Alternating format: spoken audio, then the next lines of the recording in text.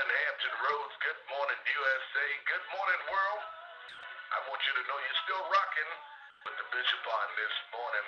Hey, listen, on this 13th day of June, 2022, it's about 28 minutes after the hour of 6 a.m. Guess what? It's about that time for the coffee talk on this morning. I want you to keep it locked right here. Before we go into the coffee talk, let's have a word of prayer. Dear Heavenly Father, we just thank you for this day, this opportunity that you've given to them to just come across these airwaves to give us what you have downloaded into them. We thank you for our last night's sleep and early rising on this morning. Thank you for your new grace, your new mercy. And we ask you, God, that you would enlighten us on today through what they have to say. When we give you thanks, we give you praise, and it's in Jesus' name we pray. Amen and thank God. And I say a pleasant good morning to you. Good morning, Good Bishop. morning. How are you this Monday morning? We appreciate that. We appreciate the prayer. Thank you, everybody. And every day we rise is a great day to be alive. And welcome to the Second City Storms of Hampton Roads presents Portsmouth Coffee Talk. And we are here this June 13th, 2022 with our host, Leah Drake, Thomas the Colonel Chapman, and myself, James Demoverton. And we welcome everybody, especially those listeners on WCPL 1350 AM. And the listeners on Facebook Live on Leah's Facebook page. We welcome you as well. And share this with your friends so they can get this good knowledge that we've been spitting out. Anyway, we're here this morning. It's going to be the host talk, conversation. And we have quite a few things we want to cover. We want to talk about the House Senate hearings continuing today and possible bipartisan gun control legislation and how we think that's going to go. But let's start off the day with the big news coming down. The recall committee in the city of Portsmouth. The committee has formed, a political action committee has formed, and they're having a press conference tomorrow, Tuesday, at 11 a.m. on the top steps of City Hall. And this recall is to recall Vice Mayor DeAndre Bonds and Councilman Dr. Mark Whitaker. So we're going to discuss that a little bit, see how the hosts feel about that and where you think we're going to go and how that's going to affect the city of Portsmouth in a negative way or positive. What do you think? Can you start off? Well, let me start off first because one, to give a disclaimer, because the views listed on this program are those of the host and not of the radio station. So we want to put that in so we can stay off of FCC jail and Facebook jail. Because as we know, the bar is set lower for us than shows that I see and Hannity and the other Confederates on Fox. So let me get that out. I'm gonna get that off my chest. Sure, you're right. Sure, you're right. Yeah. Right. So we talk about the recall. It's interesting. That is something that probably needs to happen. And but I'm also past the recall. I would like personally the city attorney or either the feds come in and to investigate or do an investigation on the alleged crimes committed by the vice mayor. That's what I'd like to see. Because the recall is a judgment of the citizens to put people out of office. But if something illegal has been done, allegedly, then and a crime has been perpetrated on the citizens of Portsmouth, then that needs to be adjudicated. What do you think about that one? I know I threw a curve in there. You threw a real curve in there, Colonel. James? Oh, okay. Well, I'll take it back to the recall. I just wanted to spell this out, because at one time I had said that because of the history of the recalls we have in the city of Portsmouth, that there only been the people recall were our Black politicians. And I had said in the past that, I was not going to participate, or I would not be in favor of recalling any more Black politicians because of that. But, I have to really think about it now. I'm not really sure because, the circumstances with the ones in the past were a little different. Mayor Hawley, that was a serious accusation about mail fraud, and that brought the feds in, as you know, Colonel Dr. Hawley. But he had good representation. He had my father as attorney, and they took it all the way to the state Supreme Court, which they lost out 2-1. But saying all that, I just have to, sort of reflect back on that as I think about should we be recalling more Black politicians. But I think one of our guests said last week that their grandmama told you, if you're right, I'm with you, but if you're wrong, that's a whole different story. You have to look at it from that point of view. And I think some of the things that, especially the process that was done, was wrong. And it has affected a lot of people, a lot of citizens. And as we talked last week too, it has brought some together that wouldn't normally come together over this issue. And we were wondering if that kind of togetherness would continue over this issue, but we have to get past this issue now. So like I said, I'm thinking, and I think they have the citizens and the clergy and community leaders that are involved have a pretty good case. I mean, they just don't want to see another 2 years. You can deal with the ones the incumbents there. That's going to be up to the voters to decide, if they want to keep them there. And that's something immediate, which is in November. But then you would have to wait another 2 years if you disagree with what Vice Mayor Barnes and Dr. Whitaker, how they participated in. And I think with some people, it might go beyond just the firing of the city manager. It might be some other things. Well, that'll probably come out in the press conference as well. What are some of the other things that make this recall necessary for so many different people? See, that's what I feel. And as far as the federal investigators, I believe they're already here. Yeah, they're already here and just don't know how they operate until they're ready to get whatever they have. Yeah, and that's my take on it. So. Well, I'm sort of like James. There was a time when I really had issues with the recall, in as much as James said, it always seems to be our people who are up for recall.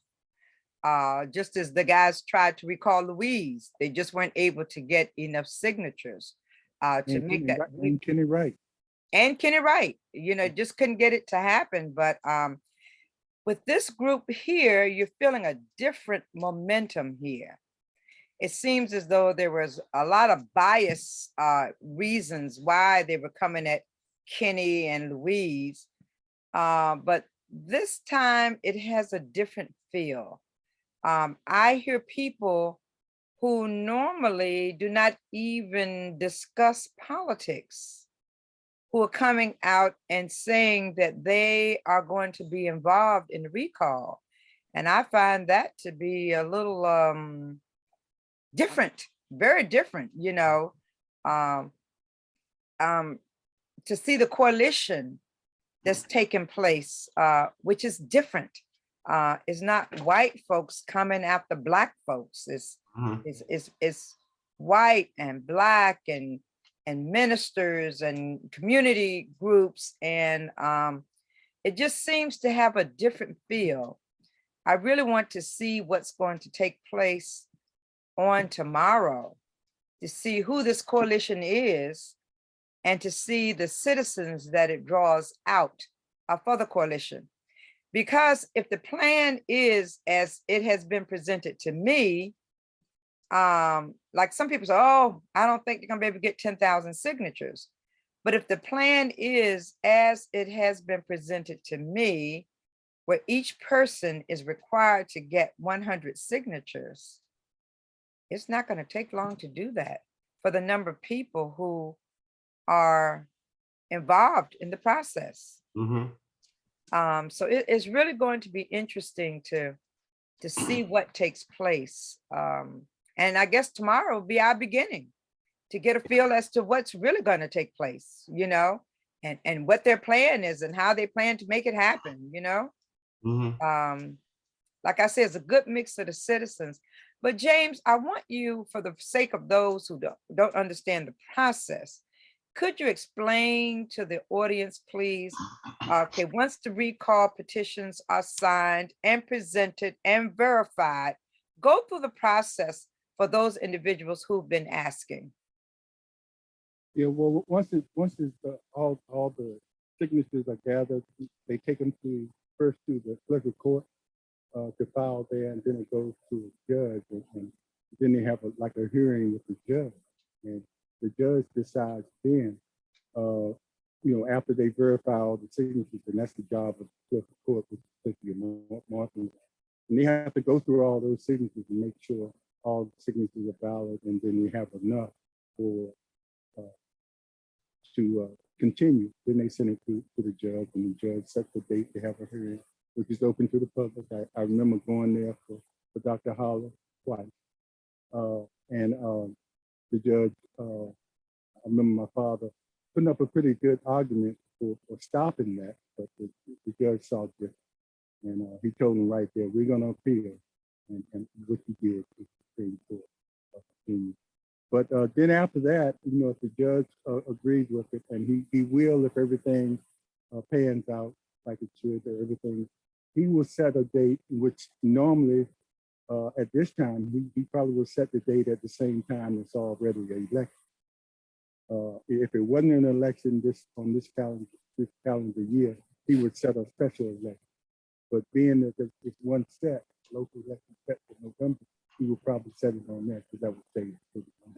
And then they would be on the ballot, like any the other citizens, and the citizens would decide. That's what it is. And it would be more of a recall than it is a re-election bid. But once they found that out, they would go out there and campaign like they to hold on their feet out, I would think. But that's the process. And like you said, Leah, a lot of people out there with a lot of sheep, or people asking for sheep, from what I can see. So getting that many, I think it was a little difficult for Kenny, because it depends on the state election, the previous state election, and how many people voted. And Exactly. I think that time, when Kenny was in there, it was a bigger turnout than it was this last election. So they had to gather more signatures than they have to this time. It's like 10,000. And they try to get much more than that, because, you know, a lot of people are going to be marked out. But, it was such a low turnout, but they didn't have to get as many signatures to get this ball rolling.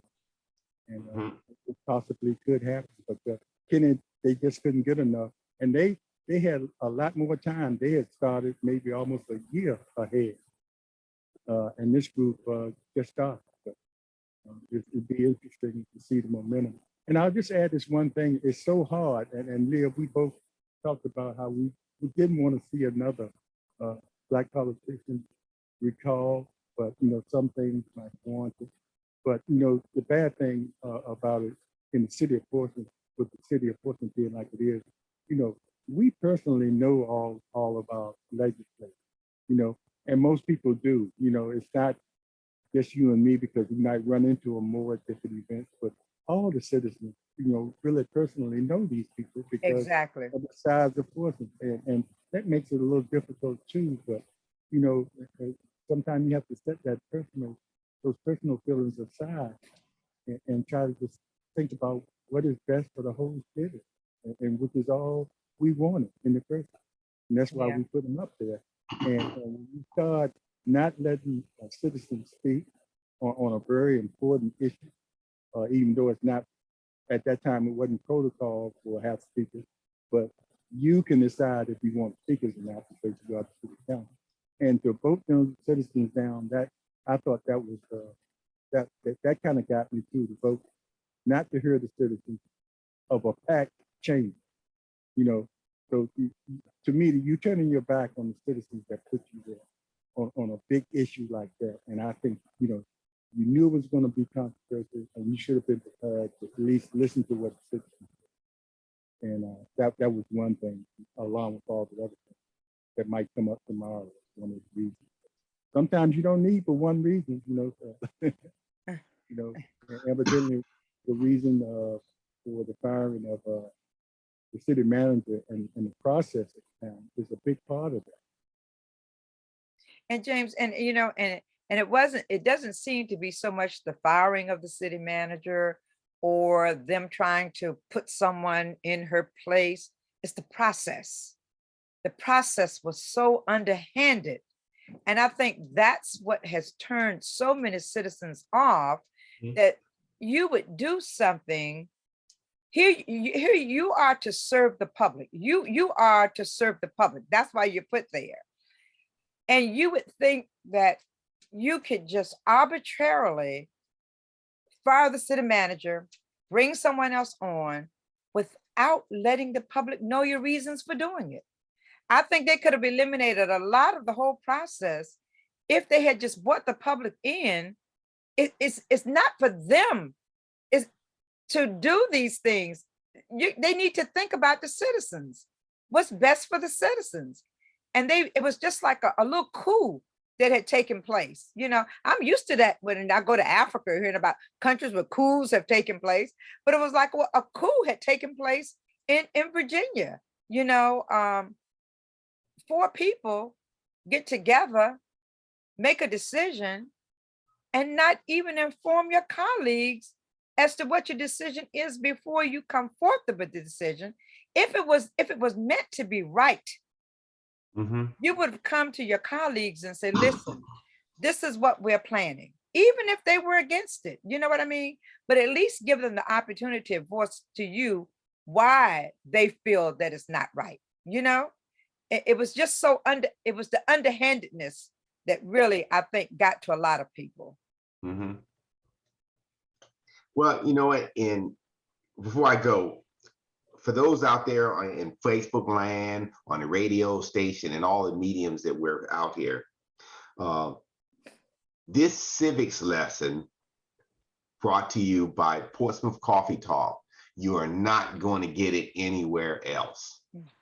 And then but we need your help to continue this historic educational lesson, so that we can put out the this great information. So you could send, if you would care, send a honorarium or donation to Portsmouth Coffee Talk, P.O. Box 7664, Portsmoup, Virginia 23707, so that then we continue this great work.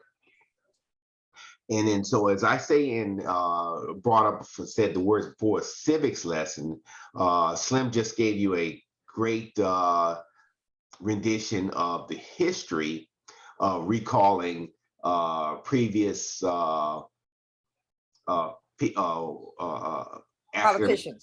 Politicians. Yeah. Basically Black politicians. And now, and who was behind that.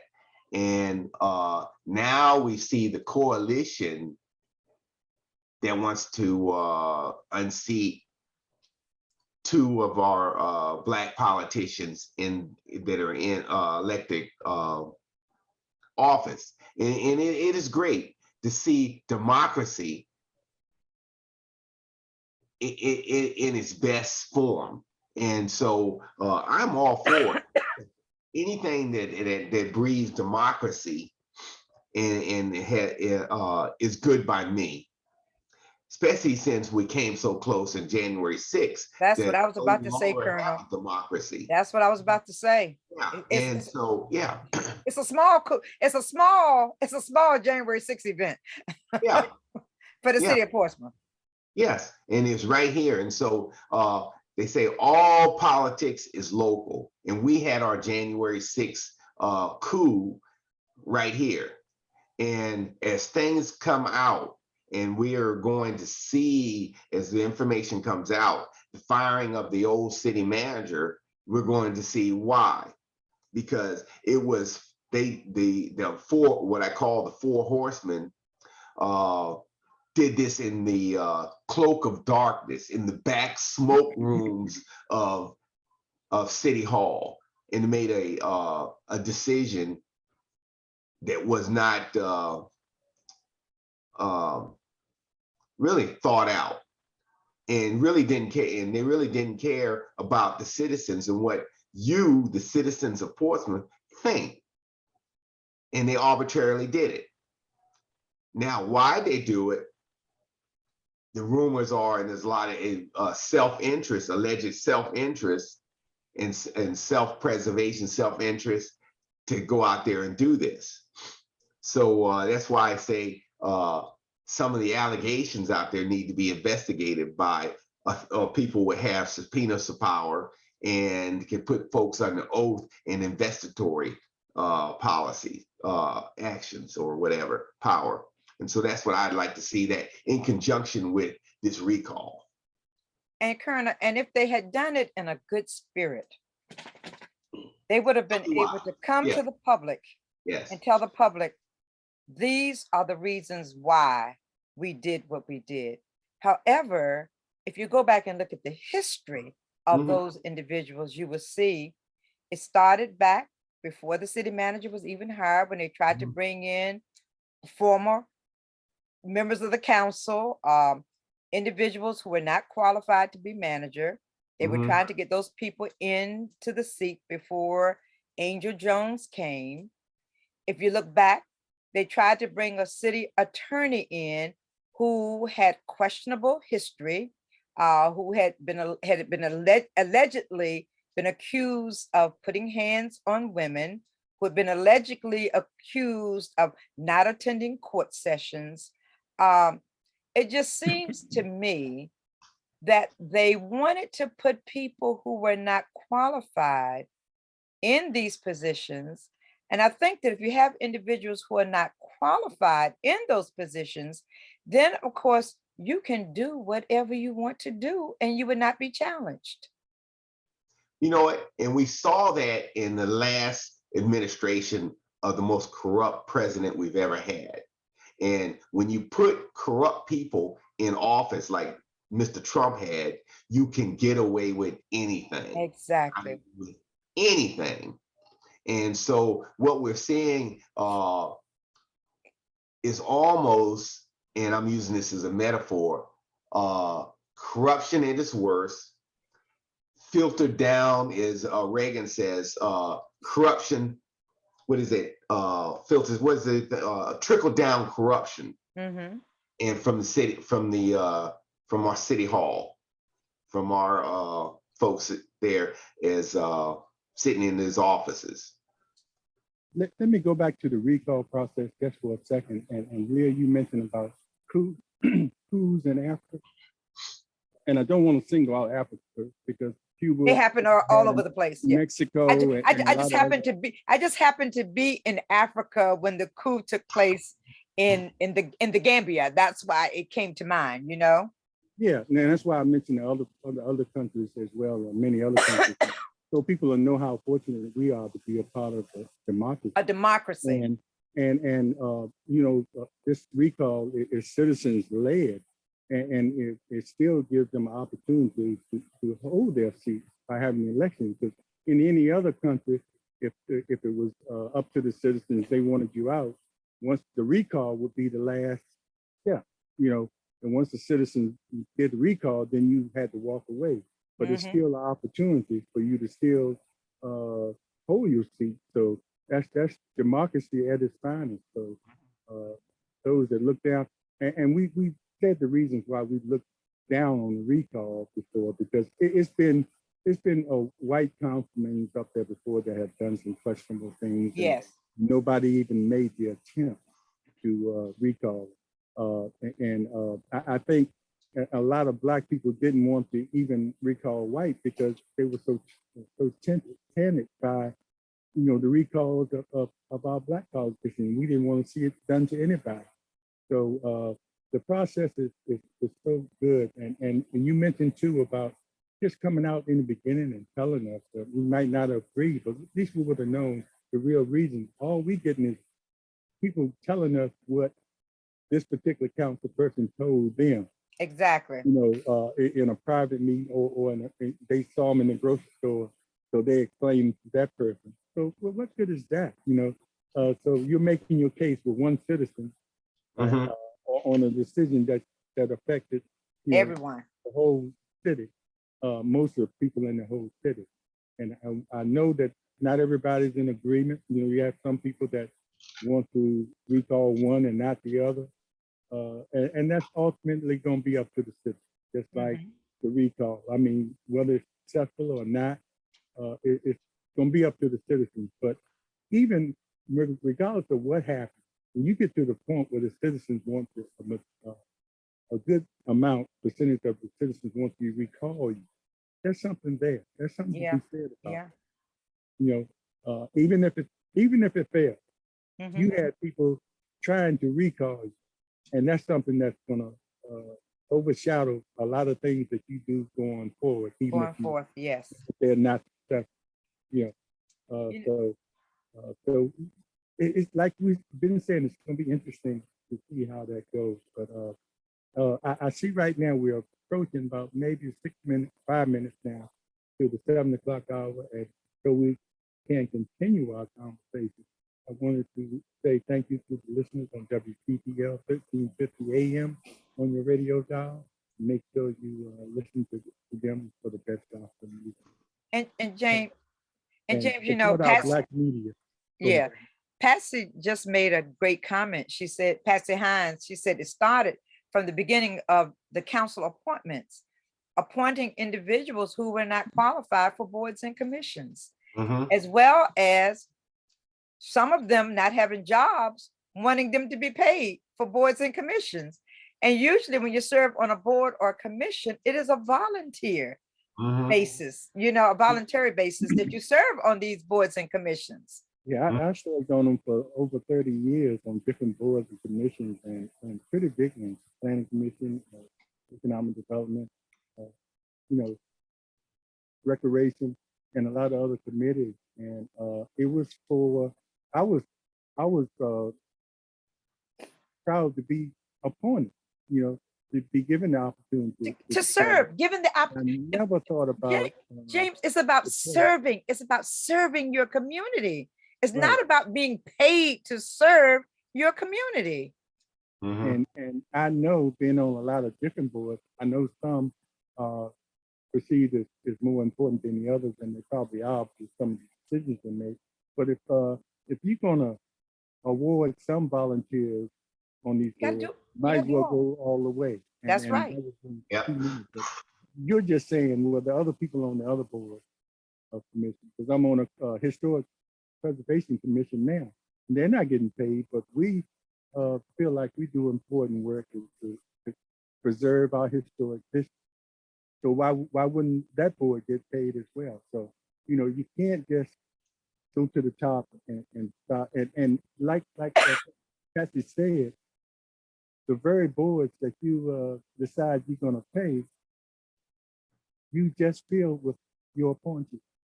Yes, yes. And then you decide, okay, we need to pay these. So that was my take on that. And I have no problem with people being paid if they feel like, but it got to be across the board. You can't just single out a few boards and say that they're different from any other volunteers that give up their time for other boards. And believe me, I know, because I served on them. Exactly. And I feel like everyone I served on was just as important as the other.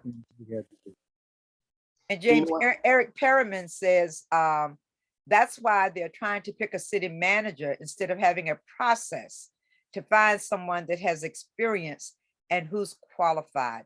Eric, you are so right, Eric Perriman. That's exactly what's taking place. I'm sorry, Colonel.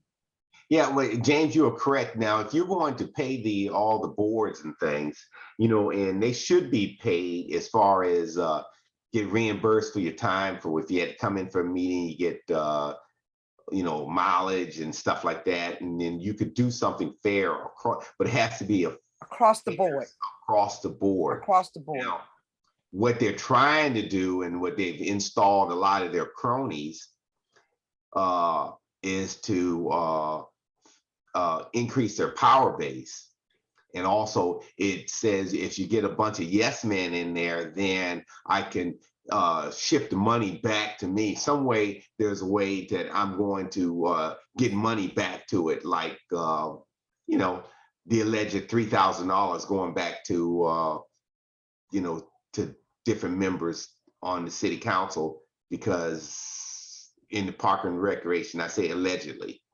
And so we have to be careful. We have to be careful. But all in all, I'm happy that this recall issue is out there, because now it has awakened the citizens from a slumber.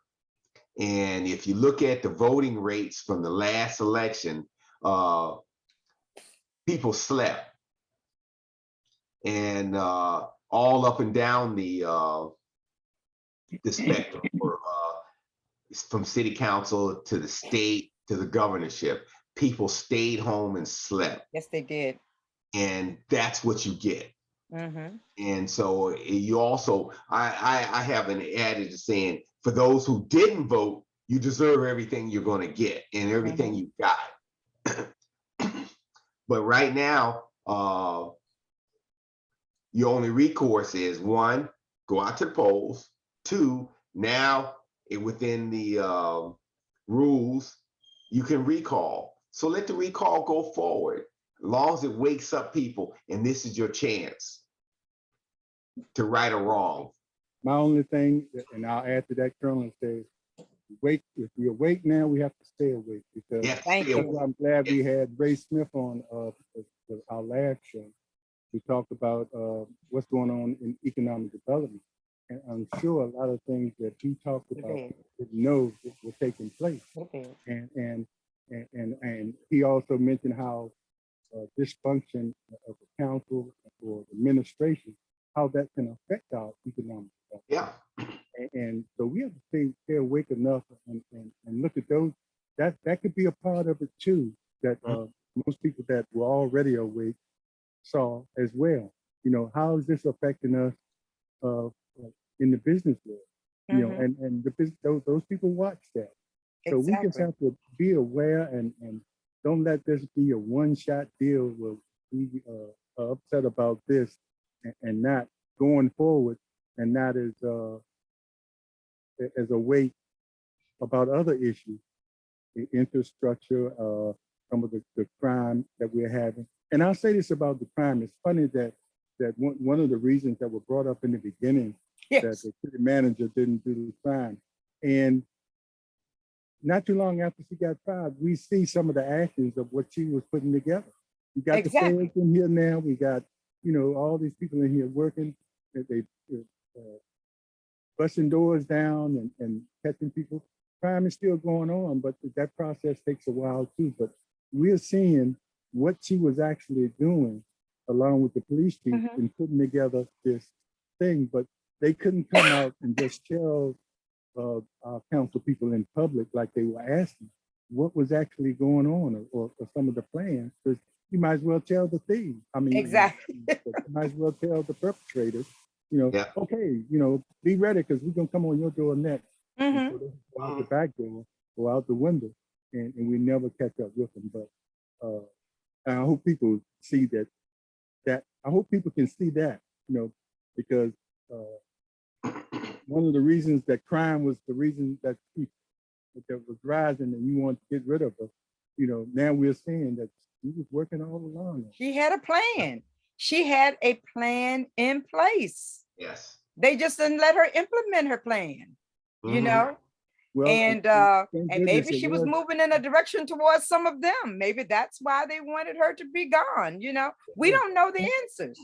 Thank goodness it was implemented despite her firing. We see at least we see the beginning result of what they're planning. And when they come in like that, they are here for a while. Yeah. And you don't know, I mean, they in all kind of vehicles, dressed all kind of ways.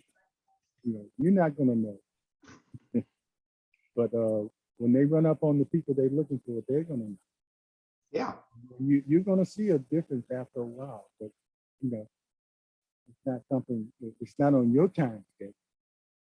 And James, as one senior citizen told me, she said, I just cannot understand why every time there is a shooting or a death in Virginia, the city councilman has to come on to talk about what the city council is not doing.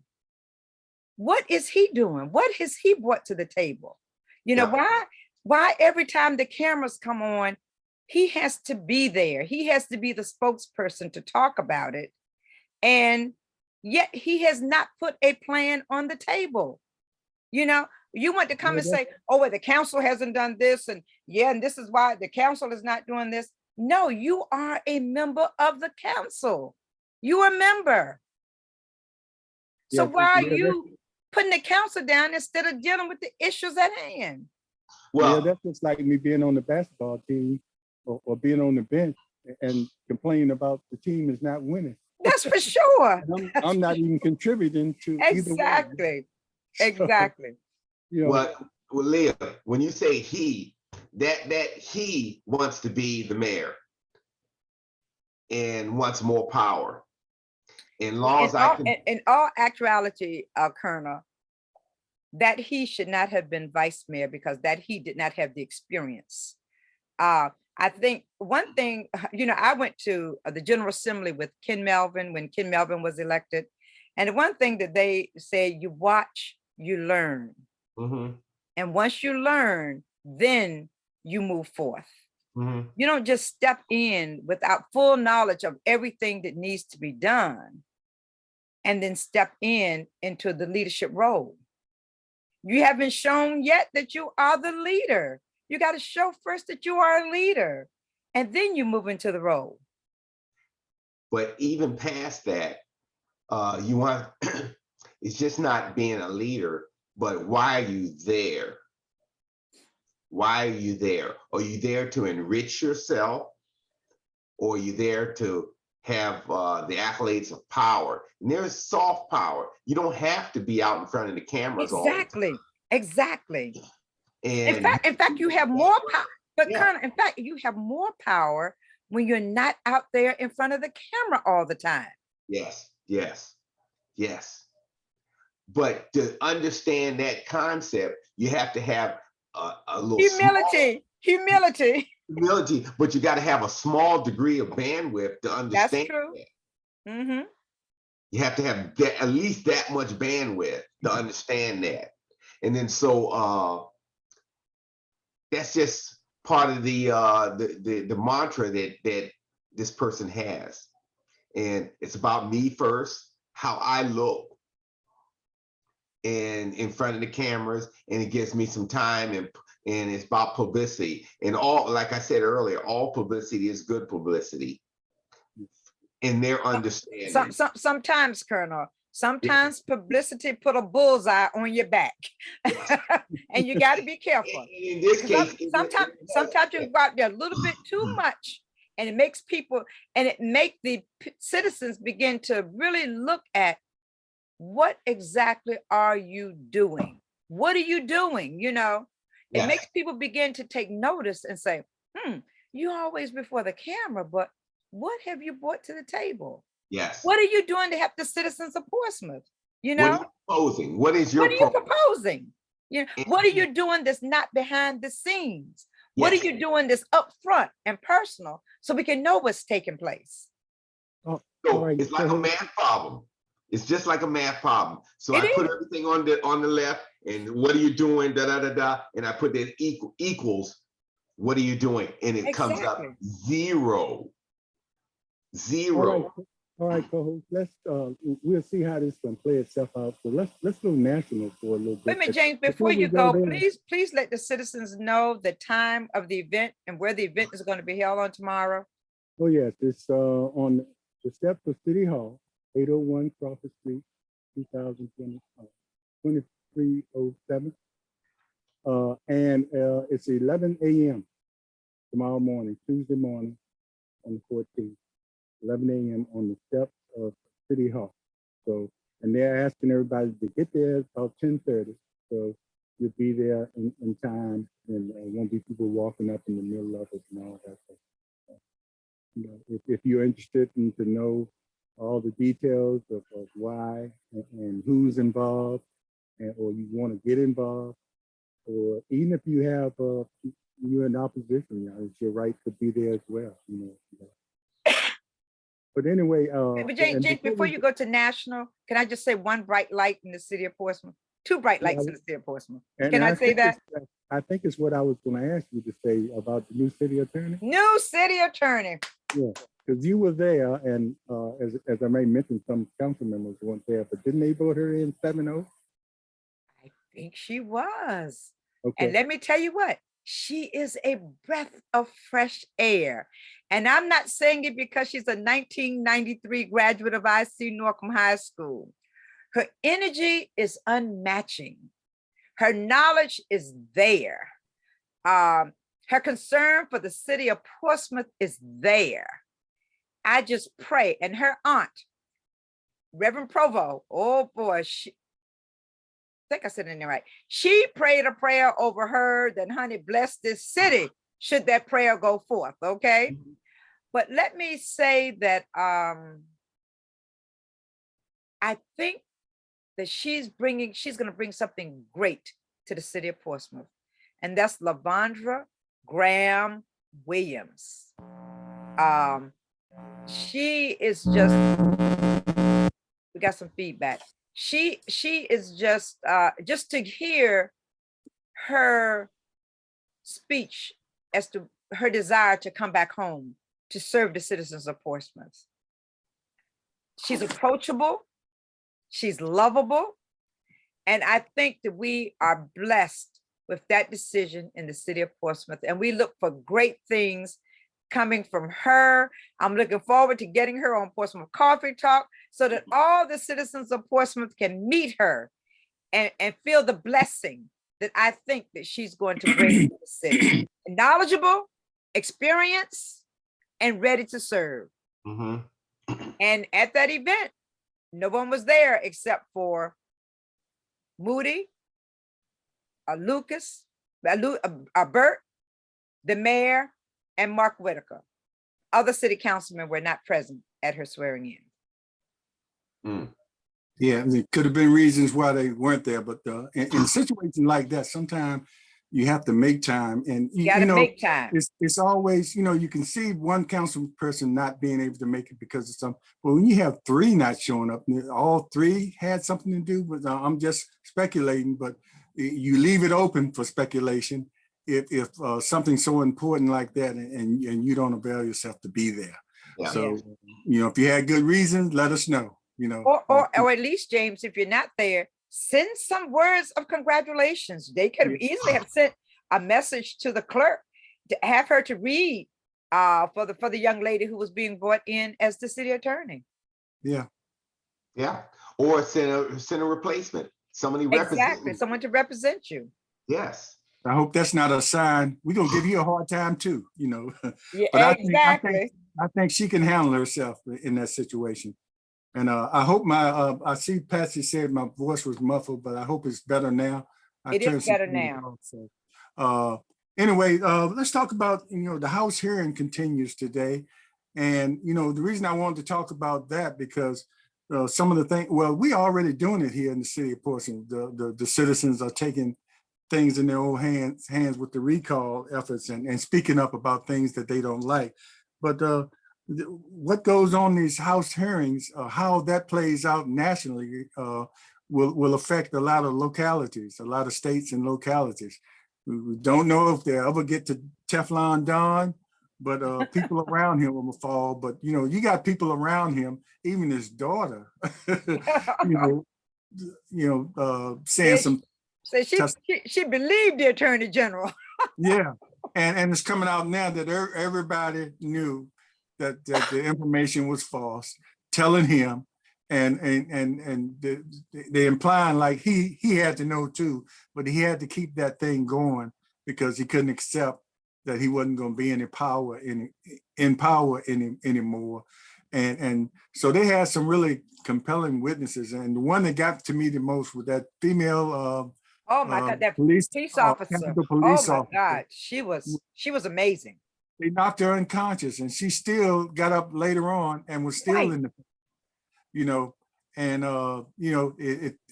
if those guys, those Proud Boys or whoever they were out there, don't respect their own, who do they respect? And they walk around with the honoring the guys in blue, and that was the total disrespect of the blue that particular day, and everybody else that was in that Capitol that day. So today, I guess they're starting out, Colonel, with people, a different set of witnesses or people that's coming forth. That's most of these people are Trump people. Am I correct? Yes, they are. Yes. People in the administration, they used to be Trump people. But what I would tell you, though, is you mentioned the Proud Boys. This country is in trouble. Oh, real trouble. We are in trouble because we had a coup, an attempted overthrow of our government.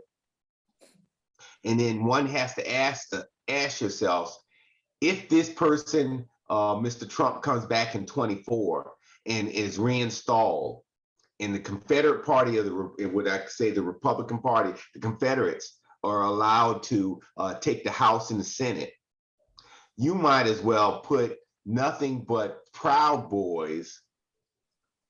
The head of the Proud Boys will be in the White House because he will give pardons to all these jokers. And we as people of color will be in more trouble than we were when he was in office, because the only thing really held him back last time he was in office is because he wanted to get another term. But unchecked, everything is on the table, because and he'll probably be our dictator for life. And I wouldn't go as far. Matter of fact, I was thinking about it this morning. We could go back to the days of a semi-slavery, where you walking down the street going to City Hall looks a white person in the eyes, and you're gonna be shot or flogged, because your rights as a Black person all across this country, or we become 3/5 of a man back in the day, because that's where the Confederate Party wants to go. And that's my opinion. And recently on Roland Martin, as well as on the Saturday morning show, they talked about the number of African Americans who are leaving the country. They're moving back to a place where they can be valued, a place where they can live their lives without fear of being shot. They did a survey where 72, if I'm not mistaken, percent of the African Americans who they had interviewed felt that someone white could come up and shoot them, not suffering the consequences as a result of doing so. The rise of those guys, I think, was it recently they arrested a bunch of them? Was it an hour or somewhere about an hour? They arrested them. These are young white males who are coming up with the thought that this is their country. The country was already founded when they got here. It was on the backs of the Native Americans and the Africans that this country was built, and yet and still they feel that it is their country that they stole from the Native Americans, and no one else has a place in this country but them. Yes. And all of that is because their numbers are dwindling. I forget which year it is, they will be the minority in the country. And you know, when you do wrong to so many people for such an extended period of time, eventually that stuff turns around and comes back on you. And I think that's the fear. I think that's the fear. You know, you mistreated people for so long. Now, I'm not saying about this is a select few individuals in the white community. Okay, it's not everybody, but that small group can do havoc on this country. Mm-hmm. You know, it was a movie out sometime back with Harry Belafonte in, and I think some of those Proud Boys must have seen that or something, because it was a situation. I can't think of the name of it, but the roles were reversed. Yes, you know, the black people were the superiors, and the white person was, you know, it was just reversed, and it showed us treating them just like they treated us.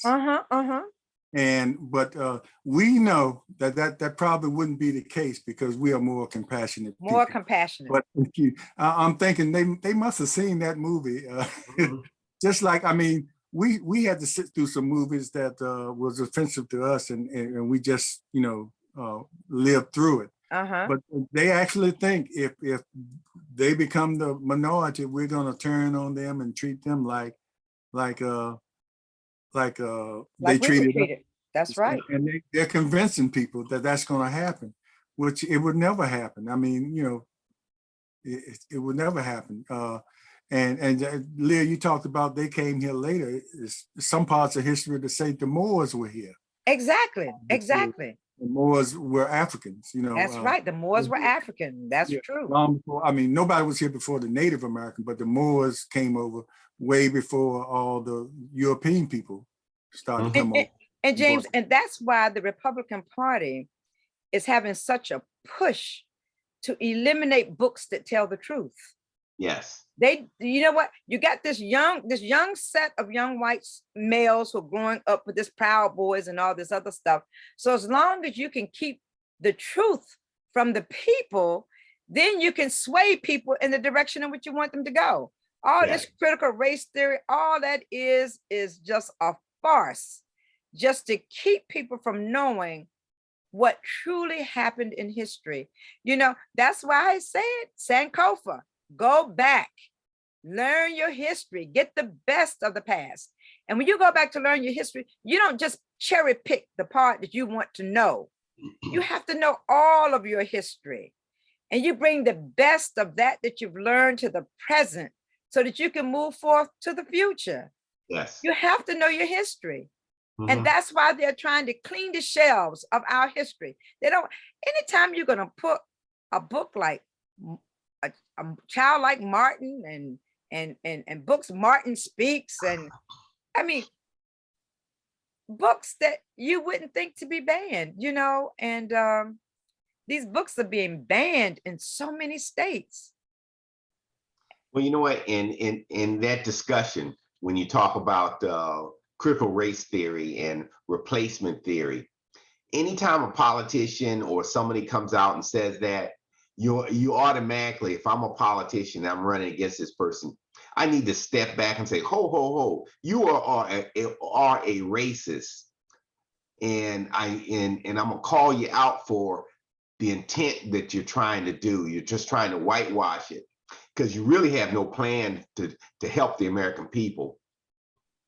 And furthermore, you know, I like to listen to rap.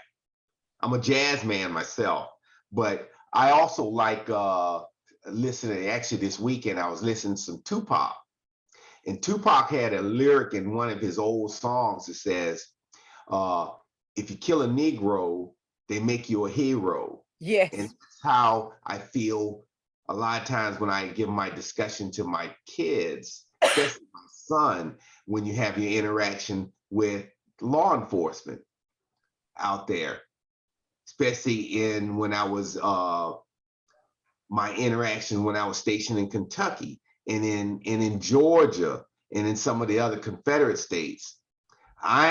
Even though I was a colonel in 06, I've been pulled over more than I would like to know just because I was driving while black. And I fear for my life. And I know that one slip, they would have been, you know, instead of killed in action, I would have been killed while black, driving while black.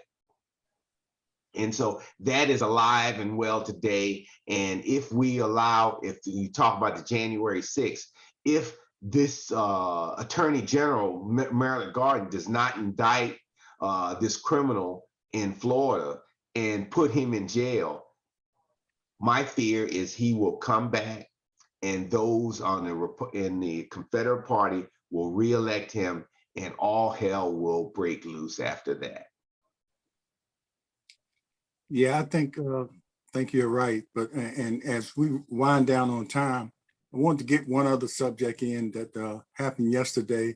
Announcement of a possible bipartisan gun control legislation that might come up, and you know, I wonder about that. You know, because and the president said, well, he doesn't have everything that he might want, and some of the Democrats say he doesn't have everything. I hope they just don't go for it just because it's bipartisan and give up things that need to be in that, you know, because how, you know, even if we don't see the pictures of those young kids that were massacred in Texas, hearing the stories, especially the girl that smeared herself in blood, hearing the stories of how powerful that gun was to even, and this might be a little graphic for some people, to take the head off of a child. Head off of a child. You know, we remember Emmett Till's mother opening that casket so people could see. And probably we don't need to see those kids like that, but the graphic descriptions of it should be enough for any Republicans that, but you know, the money is going to outweigh everything until it hits home. But, you know, that's why I said this bipartisan announcement, you know, is good on the surface, and you can't trust some of these guys. They're speaking out now, but when it comes down to a vote, you know, they say they need 10 senators, and it comes down to a vote and they just get 9 and it fails again. But and the sad part about it, I'd rather see it fail than a stronger gun legislation than selling for just because it's bipartisan talk about it. You know, hold your ground, President and other Democrats. You know, get in there what needs to be in there to protect our children and our citizens. And the sad thing about it is that Mitch McConnell can derail the whole thing. Yes. It's just like the rest of the senators can't think for themselves. If he says no, they go hook, line, and sinker along with him. And he does his usual, doing his usual. I'll think about it. Yes, You know what that means when it comes down to it. You know, to the vote, he can stand up there and give this passionate speech. Exactly. He can't, because you need guns to protect, you know, yourself. And a study has been done that the people that say they got guns to protect their homes, you know, very seldom they have to use them. Now, somebody's gonna come in your home, he doesn't know what you have, not unless you just broadcast, got a sign on your house. I got rifles, I got assault rifles, everything, so don't come in here. But these people are not being attacked. But I tell you what, James, I bet you if more blacks get out here and say, okay, we're buying guns to protect ourselves, oh, you'll get a gun control law then. If every black say, okay, I'm going out to get me a gun so I can protect myself, oh, and gun control will be in place. You know, TV holding them up like, hold them up like Winston Seals, like Nathan Clark when he came to the city council meeting with the AR-15. Who was coming back to run again too. So AR-15. Keep your eyes on that. That's for sure. And don't forget what happened in the past. You know, when these people come back, you know, don't forget why you rejected him before. Exactly. You know, but so if you think, you know, he'd be good to come back up there, that's something that you have to live with. But it's about being informed. What these people have done before. When they come back, they count on you not remembering things and how they voted on certain issues and things like that. So we're gonna keep saying it. Vet these people, make sure you know, especially people coming back, make sure you know what they did when they were there before and why they were rejected the first time. And So if most they were importantly, rejected the first time, it's no reason for them to come back. Jane, make sure they have a job. Real Make job. sure they have a job, please. Make sure they have a job. That certainly James, keeps James, down the urge for corruption. James, before we go, another bright spot in the city of Portsmouth was this weekend, in as much as the IC Norcom Alumni Association was able to award $16,000 in scholarships to Norcom graduates on Saturday. We had an elegant affair for the young people, and I'd like to highlight those young people. If you all give me permission, do I have permission? Yeah, go Sure, ahead. go ahead. Okay, Devontae Melton We got to tell our stories. received $2,000 to go to NSU. Desiree Wilson, $5,000 going to NSU. Amaya Clark, $1,000 going to ODU. Imani Ferguson, $5,000 going to NSU. Janari Davis, $1,000 going to NSU. Darian Clark, $1,000 going to ECSU. And Dream Thornton Pretlow, $1,000 going to NSU. And I must mention that Mr. George and Miss Amber Jones. George is a 2003 graduate of IC Norcom High School. He and his wife gave $5,000 to a student to go to school. And I'm just so amazed. If more people develop a scholarship in their names and bring them to the Alumni Association so we can give these scholarships to these kids, we could really bestow more kids with scholarships going on to college. We did $16,000 this year. Over the past 13 years, we've done $82,500 in scholarships. And I'm looking forward to our being able to give many, many more on next year. I also like to thank Dr. Foster and administration of Norcom University. As the new city attorney says, she went to the Mecca Norcom High School. So we want to thank them for their support and their participation. And I must mention also that Ms. Blondell Hardy from Blondell Masonic Shop gave a $250 reoccurring scholarship to Devontae Melton. So we're really proud of our young people. We're proud of all the graduates of all the Portsmouth schools. And graduation will take place this weekend coming on Saturday. So shout out to all your graduates and tell them how proud they are. In spite of COVID, those young people were able to go on to achieve and to do well academically, to do well in the community, and to do well with the extracurricular activities. We got to shine the light on some good things going on in Portsmouth.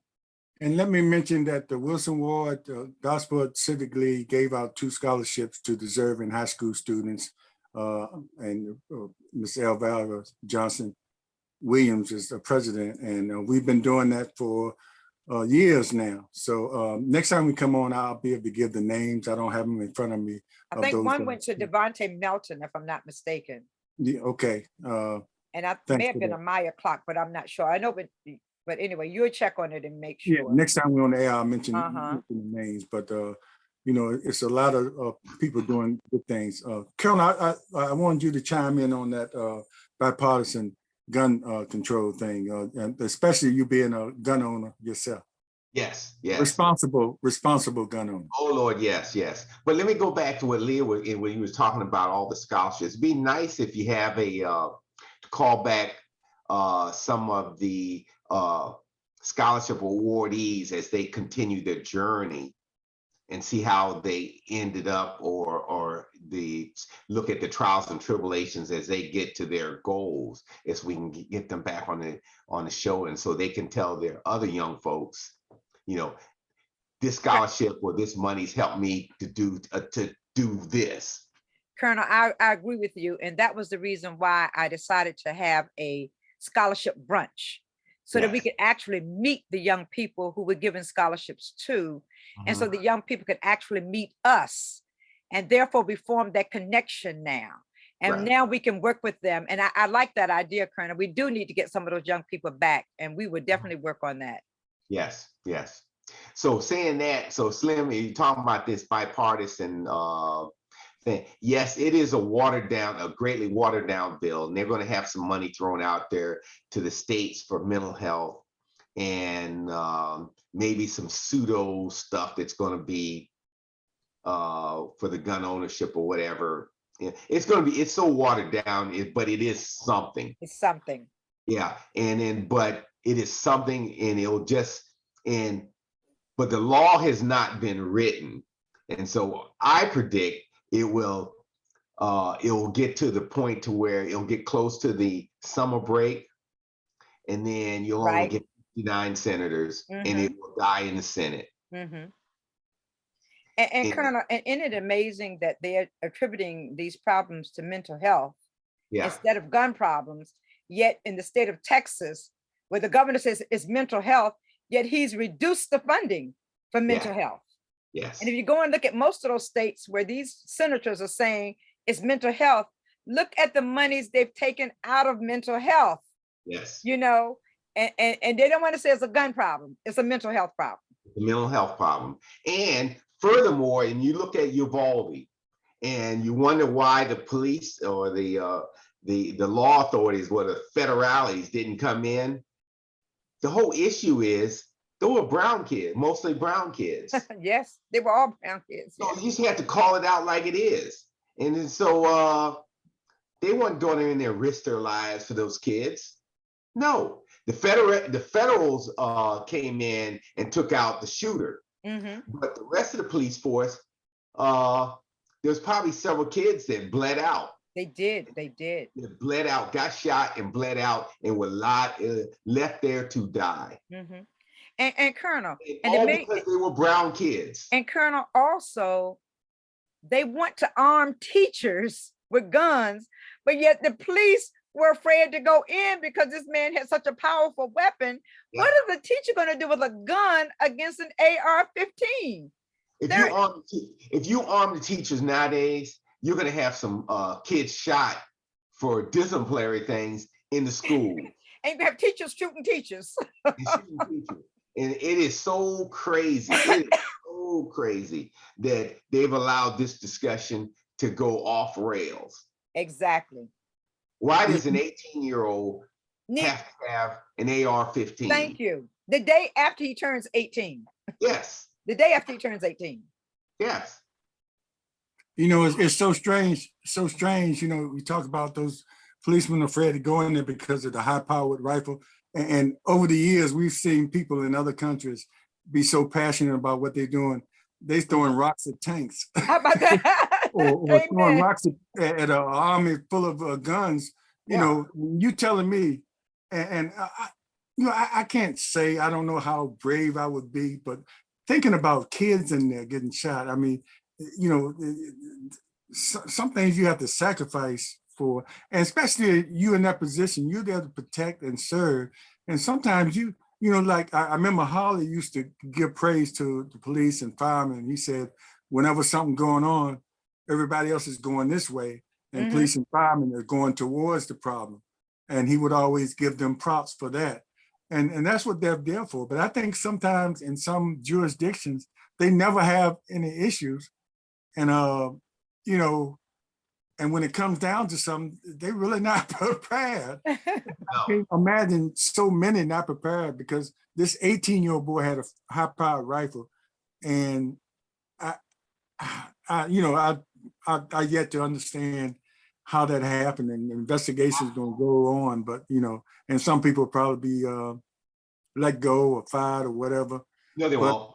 Not a person will lose a job. They'll be allowed to go on if they're close to 20, if they're gotten their time in to retire, they'll be allowed to put their retirement papers in, and they will live on and then come back as a contractor. There would be nobody that suffers anything from this. And I can't understand, just if I was a citizen, I'd say, deputize me so I have the right and give me a rifle. I'd have taken it out.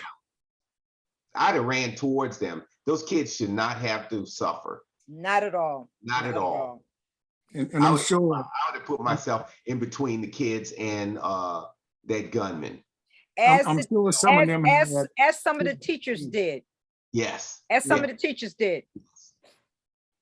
I'm sorry, James. And I remember they interviewed one teacher. He was in the hospital, and he was apologizing to the parents that he couldn't Exactly. save the kids, and he's gonna have to live with that the rest of his life now, because he got injured trying to protect those kids. Exactly. But once the guy injured him, he went in there and just took out, most of the kids in his class, and he got to live with that. And he was apologizing for that. He probably wished it had been him. Exactly.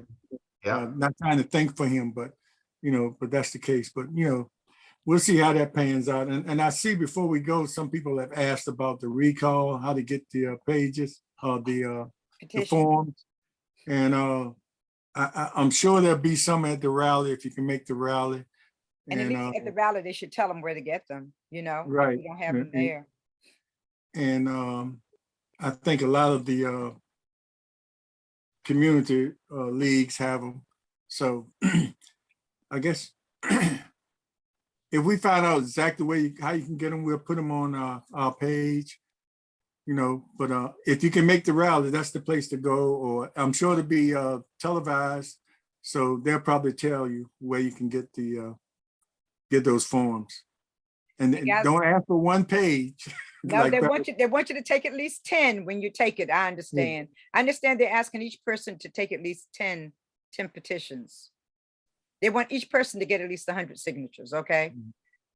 Yes, because there's going to be some crosswalking and people that are ineligible. And that's why you have to shoot. If you shoot, the minimum is 10,000 valid signatures of voters in the city of Portsmouth. So you really need to get 12, 13, 14,000. Exactly. And to do this, but you want this thing to work.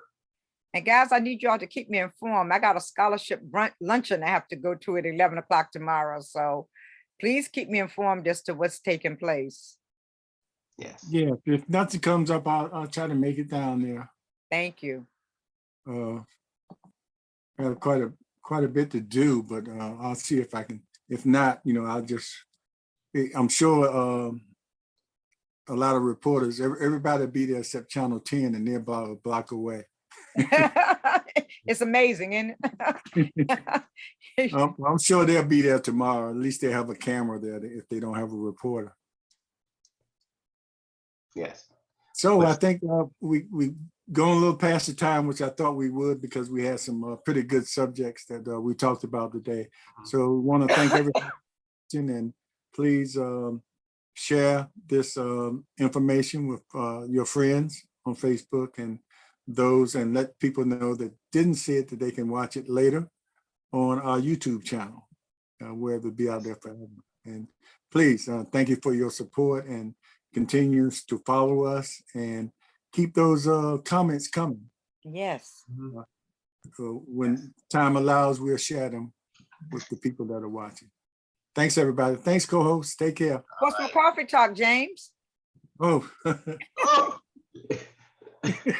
One day you're going to get it right, and we will too. Portsmouth Coffee Talk is here for our voice, our community, in our future. All right. Thanks, everybody. And we've been doing it for a year. I guess it's going to take us 5 years to get it right. But as long as we got each other to remind us. So. Amen. Amen and amen. Yeah. It's all Right, good. guys. Thank you. Great discussion. Appreciate you. Yes. And thank you. Thank you, James. We'll see you next time. Okay. Until Thursday. Yes. Until Thursday. Until Thursday. Have a great one, everyone. All right. Bye-bye. Pastor Hines is laughing at you, James. She's laughing at you. Oh, I feel like singing. What's that? How did Roy Rogers in the show? Happy trails to you. Okay, dear. Thank you. I could have left that out. Okay. Yeah, no, but it's okay. We'll accept it. Okay. Yes. Okay, guys. Have a blessed day. You too. Right. Take care. Okay. Oh. Shut down the live.